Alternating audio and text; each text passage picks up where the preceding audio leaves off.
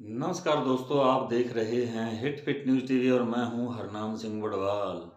साथियों, आपको मालूम है राजस्थान के अंदर 199 सीटों पर ही विधानसभा चुनाव हो सके थे और उसके पीछे कारण यह था कि जो कर्णपुर विधानसभा सीट है और जिला गंगानगर के अंदर एक बड़ी महत्वपूर्ण सीट है और यहाँ एक बड़े ही कद्दावर नेता जिनकी हर बार हर विधानसभा चुनावों के समय आमने सामने टक्कर रहती है और वो जाने माने चेहरे, जाने पहचाने नाम हैं और वो हैं कांग्रेस और भाजपा के बड़े दिग्गज नेता, कद्दावर नेता, जिनका वहाँ नाम चलता है और हर बार टिकट इन्हीं को ही दी जाती है। दोनों पार्टियां इन्हीं पर भरोसा करती हैं। तो पहले अगर हम नाम लें तो सुरेंद्र पाल सिंह टीटी का नाम लेंगे। भाजपा के बड़े नेता हैं, वो मंत्री भी रहे हैं और 2-3 बार वो विधायक भी रहे हैं। लेकिन बारी-बारी से जैसा कि राजस्थान के अंदर सरकार जो है, जो राज्य सरकार है, वो कभी भाजपा की बनती है तो कभी कांग्रेस की बनती है। इसी प्रकार का सिलसिला लगातार चलता आ रहा है पिछले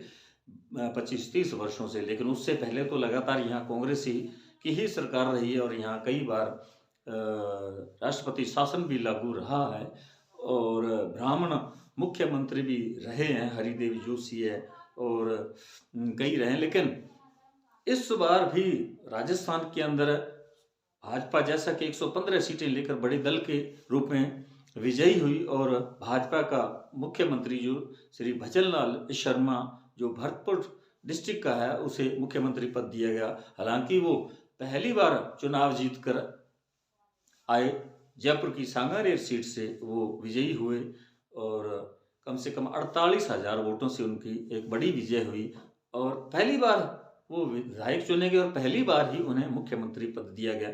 वो हालांकि भाजपा के प्रदेश महामंत्री पद पर रहे हैं और आरएसएस से जुड़े थे और शायद इन्हीं कारणों से उन्हें मुख्यमंत्री पद सौंपा गया और बीते कई वर्षों से लगातार 30-40 वर्षों के बाद अब मुख्यमंत्री जो है ब्राह्मण समाज से दोबारा लिया गया भाजपा के द्वारा। और राजस्थान का भी अगर माने तो भले ही कांग्रेस की सरकार रही हो या भाजपा की सरकार रही हो, ये बहुत लंबे अरसे के बाद शर्मा जो हैं ब्राह्मण समाज, उनमें से ये मुख्यमंत्री नियुक्त चुने गए भाजपा द्वारा। और इससे पहले जो भी ब्राह्मण समाज से मुख्यमंत्री चुने गए वो कांग्रेस के शासनकाल में चुने गए थे और ब्राह्मण समाज का 7% वोट बैंक है। और अब जैसा कि हम मुख्य मुद्दे पर आएंगे, जो कर्णपुर सीट है, यहाँ जो कांग्रेस के प्रत्याशी थे गुरमीत सिंह कुन्नर, उनका आकस्मिक निधन हो गया था। वो लंबी बीमारी से जूझ रहे थे बीते 4 वर्षों से और जब 2023 के चुनावों की घोषणा हुई तो उन्हें टिकट फिर से दे दिया गया। हालांकि उन्होंने अपने बेटे रूपिंदर सिंह उर्फ रूबी के लिए टिकट मांगा था, लेकिन पार्टी ने कहीं ना कहीं उन्हीं पर विश्वास जताया क्योंकि वे ही केवल भाजपा को या भाजपा के जो प्रत्याशी थे सुरेंद्र पाल सिंह टीटी, उनको टक्कर दे सकते थे। हाँ, हालांकि वो पिछले चुनावों में 30,000 से कम 30,000 मतों से उन्होंने सुरेंद्र पाल सिंह टीटी को हराया और बीता जो कार्यकाल है वो भी कांग्रेस का ही रहा है राजस्थान के अंदर। लेकिन जैसा कि 5 साल बाद यहाँ परिवर्तन होता है और इसी बात को लेकर मुख्यमंत्री अशोक गहलोत ने विभिन्न योजनाओं की घोषणा की और उन्हें वे आश्वस्त थे, उन्हें भरोसा था कि इन योजनाओं के बलबूते वे फिर से रिपीट करेंगे, उनकी सरकार की, कांग्रेस की पुनरावृत्ति होगी राजस्थान के अंदर।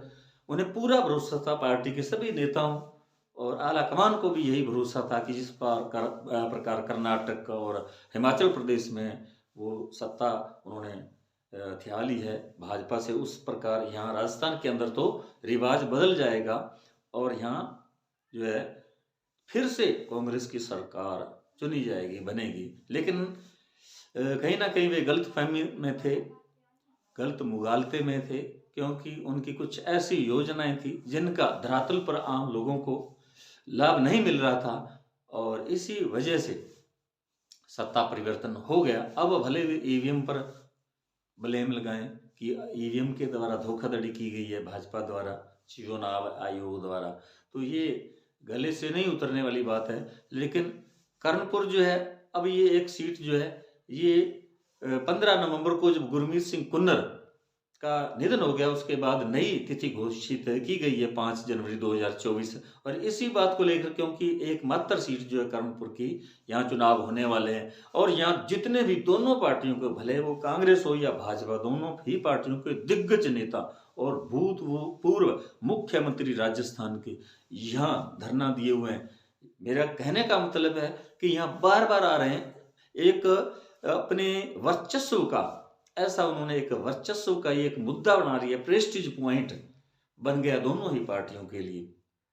तो यहाँ कभी अशोक गहलोत जो पूर्व मुख्यमंत्री रहे हैं राजस्थान के, और पूर्व उप मुख्यमंत्री सचिन पायलट जो 27 तारीख को, तो सचिन पायलट पद्मपुर में पहुंचे थे, उन्होंने एक विशाल जनसभा को संबोधित किया और कम से कम बताया जा रहा है कि 25 से 30 हजार की वहाँ संख्या थी, इतनी वहाँ भीड़ जुटी थी। लेकिन विरोधी जो है भाजपा वाले, वो उन पर आरोप लगा रहे हैं कि ये एक सोची समझी रणनीति के तहत भारी जो आस पड़ोस के जो जिले हैं वहाँ से बसों में भर भर के इनको लाया गया और ये एक बनावटी भीड़ थी। इस प्रकार की बातें भी भाजपा के लोग जो हैं वो कर रहे हैं, आरोप लगा रहे हैं कांग्रेस पर। लेकिन जो मुख्यमंत्री है अशोक गहलोत, पूर्व मुख्यमंत्री, वो 19 दिसंबर को यहाँ कर्णपुर में भी पहुंचे, वहां भी बहुत बड़ी भीड़ थी। और अगर उनकी जो है भीड़ की वहां तुलना की जाए, भजनलाल जो मौजूदा मुख्यमंत्री, नए नवेले मुख्यमंत्री चुने गए राजस्थान के, तो उन्होंने शपथ ग्रहण भी कर लिया और तुरंत पहली उनकी यहाँ एक बड़ी रैली का आयोजन किया गया था। लेकिन जो संभावित भीड़ जुटने की जो उम्मीद लगा रखी थी भाजपा ने, ऐसा नहीं हो सका। उनकी शायद उम्मीदों पर पानी फिर गया। यहाँ कर्णपुर के अंदर, शहर के कस्बे के अंदर ही जो भजनलाल शर्मा वो आए और वो सबसे पहले गुरुद्वारा सिंह सभा में पहुंचे, वहां उन्होंने माथा भी टेका और उसके बाद धान मंडी के अंदर पंडाल में पहुंचे, रोड शो किया। लेकिन वहां जो जैसी भाजपा ने उम्मीद की थी, उस उम्मीद पर के मुताबिक वहां भीड़ नहीं जुटी। मैं खुद वहां रिपोर्टिंग कर रहा था, कवरेज कर रहा था, वहां केवल 8 और 10 हजार के बीच बड़ी मुश्किल से भीड़ जुटा पाए थे भाजपाई। और मैं एक बात और बताना चाहूंगा, ये जो 8 से 10 हजार के बीच जो लोगों की भीड़ थी, इसमें बहुत बड़ी संख्या में भाजपा के कार्यकर्ता, नेतागण, वर्कर थे। तो इसलिए अगर इस प्रकार भाजपा और कांग्रेस के बीच तुलना की जाए तो भाजपा की स्थिति कमजोर नजर आ रही है। लेकिन कल 29 तारीख को गजसिंहपुर के अंदर दिया कुमारी जो उप मुख्यमंत्री चुनी गई राजस्थान के अंदर, वो पहुंची थी और यहाँ उन्होंने रोड शो भी किया। भारी भीड़ थी, भीड़ जुटाई गई थी या सोते ही वहाँ भीड़ जो है आ गई थी, या लोग जो हैं वास्तव में दिल से पसंद करते हैं भाजपा को, उनकी भीड़ थी या मैनेज की गई थी, ये तो आप देख सकते हैं इस वीडियो के अंदर किस प्रकार की यहाँ भीड़ है, कैसे लोग दिख रहे हैं। यहाँ फूलों की बरखा हो रही है दिया कुमारी पर। तो आने वाला समय जो 8 जनवरी, तब पता चलेगा कि लोगों ने अपना मत किसके पक्ष में दिया है। और 5 जनवरी को यहाँ चुनाव हो जाएंगे। तो ये आप वीडियो के अंदर आप देख रहे हैं कितनी भीड़ है। तो दोनों ही पार्टियों ने अपनी नाक का सवाल यहाँ बना रखा है और पूरी भरपूर कोशिश की जा रही है दोनों ही पार्टियों की तरफ से, और आरोप प्रत्यारोप भी लगाए जा रहे हैं। और मैं आपको एक बात बताना चाहूँगा कि जो मर्यादाएं होती हैं, संस्कार होते हैं, जो समाज के अंदर, हम जिस समाज के अंदर रह रहे हैं, तो इनका एक बहुत महत्वपूर्ण स्थान होता है, संस्कारों का, मर्यादाओं का। आम जो लोग हैं, जो भोले भाले लोग हैं, साधारण लोग हैं, उन पर इन संस्कारों का, इनका बहुत बड़ा असर होता है, प्रभाव पड़ता है। अब जिस प्रकार स्वयं भूतपूर्व मंत्री और विधायक सुरेंद्र पाल सिंह टीटी ने कुछ अभद्र टिप्पणी की गुरमीत सिंह कुन्नर के बारे में कि वो तो उम्र दराज थे, फिर क्या हो गया, 75 वर्ष के थे, और फिर क्या हो गया अगर उनकी मौत होगी, तो इसमें हमदर्दी किस बात की। तो इसी प्रकार की कुछ ही टिप्पणी उनके बेटे समनदीप ने भी कही, और ये वीडियो आम लोगों के बीच पहुंच चुका है, ये वायरल है, और इसका बहुत प्रभाव पड़ा है।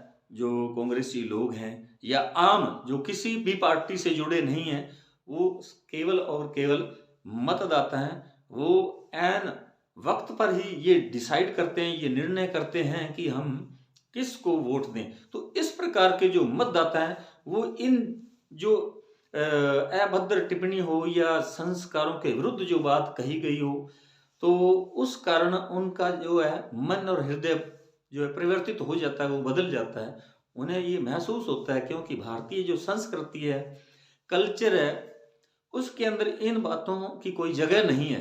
क्योंकि जो आदमी इस जहान से, इस दुनिया से कूच कर चुका है, भगवान के घर जा चुका है, मृत्यु के बाद, देहांत के बाद, निधन के बाद अगर कोई उनके विरुद्ध कोई प्रतिद्वंदी इस प्रकार की अभद्र टिप्पणी करता है, तो लोगों को ये बिल्कुल कतई पसंद नहीं है, वो इसका विरोध करते हैं। तो इस प्रकार की भी बातें कर्णपुर विधानसभा क्षेत्र के अंदर आम लोगों के बीच में एक चर्चा का विषय बनी हुई हैं, और ये तो अब 8 जनवरी को ही पता चल पाएगा कि ऊंट किस करवट बैठता है।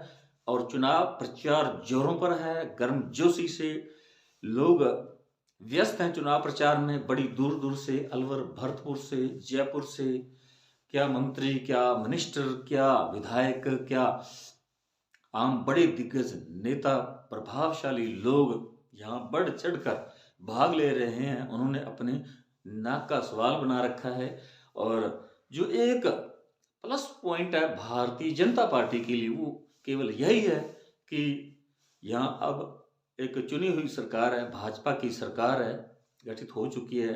वो एक बड़े दल के रूप में 115 सीटें लेकर चुनाव जीत चुकी है, मुख्यमंत्री बन चुका है, मंत्रिमंडल में भी कुछ सदस्यों ने शपथ ले ली है। और इसी बात का सुरेंद्र पाल सिंह टीटी को लाभ मिल सकता है। लेकिन अगर व्यक्तित्व की, पर्सनालिटी की बात करें, तो सुरेंद्र पाल सिंह टीटी गुरमीत सिंह कुन्नर के सामने कहीं भी नहीं ठहरता, उनकी कोई गिनती नहीं है। क्योंकि मैंने कवरेज की, मैंने एक हफ्ता विधानसभा कर्णपुर जो है क्षेत्र, वहाँ एक हफ्ता लगाया, धरातल पर ग्राउंड लेवल पर जाकर हमने रिपोर्टिंग की। तो वहाँ यही पता चला कि जो सुरेंद्र पाल सिंह टीटी है वो एक अहंकारी घमंडी हैं। और दूसरी तरफ अगर गुरमीत सिंह कुन्नर की बात करें, तो उन्होंने किसी प्रकार का कभी भी किसी जाति धर्म के आधार पर भेदभाव नहीं किया। गरीब अमीर सबके साथ उनके अच्छे संबंध थे, और हर इंसान की वो बड़ी गौर से बात सुनते थे, उनका काम करते थे। और विकास कार्य उन्होंने बहुत सारे करवाए हैं अपने बीते 5 साल के कार्यकाल के दौरान। हाँ, जो उनके बेटे हैं रूपिंदर सिंह रूबी, जिनको चुनाव मैदान में कांग्रेस आलाकमान ने उतारा, और उनके दिमाग में कहीं ना कहीं ये बात जरूर होगी कि सहानुभूति की लहर बनेगी और इनके पक्ष में मतदान करेंगे आम लोग, जो है मतदाता, तो हमारी जीत हो सकती है। लेकिन अब ये तो मतदाता पर ही निर्भर करता है, क्योंकि उनके दिमाग में ये भी बात आती है कि जब यहाँ भाजपा की सरकार बन चुकी है, तो अगर हमें हमारे क्षेत्र में विकास कार्यों की जरूरत है, तो हमें भाजपा के ही पक्ष में मतदान करना चाहिए। ये एक सकारात्मक सोच होती है। और क्योंकि यहाँ अब मतदाता जागरूक है, और इस प्रकार की बात जरूर कहीं ना कहीं दिमाग में आती ही है। तो साथियों, हमारा ये वीडियो आपको कैसा लगा, कमेंट बॉक्स में जरूर लिखकर बताइएगा। और यदि आपने हमारे hit fit news TV channel को सब्सक्राइब नहीं किया, तो सब्सक्राइब कर लें, ज़्यादा से ज़्यादा इसे लाइक करें, शेयर करें। आपका बहुत बहुत शुक्रिया, धन्यवाद, राम राम, सत श्री अकाल।